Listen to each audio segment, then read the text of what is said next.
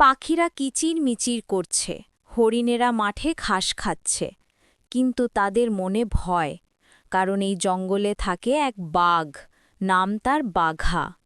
বাঘা ছিল খুব চালাক আর শক্তিশালী, তবে সে সবসময় শিকার পছন্দ করত না। সে চতুরতা দিয়ে খাবার সংগ্রহ করতে ভালোবাসত।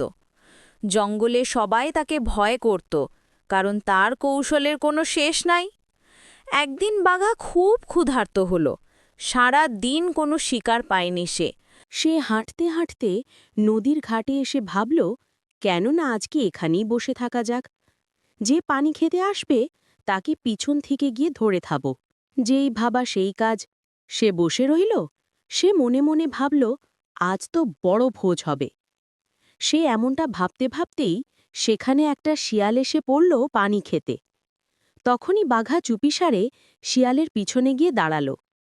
শিয়ালটা খুব বেশি খুশি ছিল, কারণ আজ তার জন্মদিন। সে জানত না তার খুশি এক্ষুনি শেষ হয়ে যাবে। ওহে শিয়াল ভাই, কেমন আছো?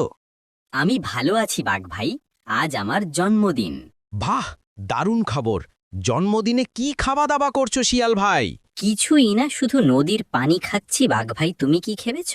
বাঘা একটু চিন্তা করল, তারপর বলল, তুমি যদি আমাকে আমন্ত্রণ করো, তাহলে আমি তোমার জন্মদিনের জন্য বড়সড় উৎসব করে দেব।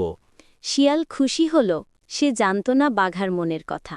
বাঘা জঙ্গলে গিয়ে ঘোষণা দিল, আজ শিয়াল ভাইয়ের জন্মদিন।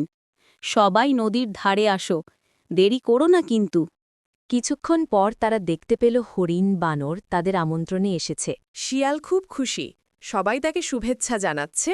ছাগল বলল, ধন্যবাদ বাঘ ভাই, তুমি খুব দারুণ।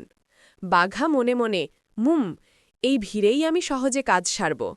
বন্ধুরা, আজকের গল্পটা কেমন হয়েছে? ভালো লাগলে একটা লাইক করে পাশে থাকা টুংটুঙিটা বাজিয়ে দিও। আর কার ভয়েসটা ভালো হয়েছে তার নামটা কমেন্টে বলে যাইও। আমার মনে হয় আমার ভয়েসটা ভালো হয়েছে।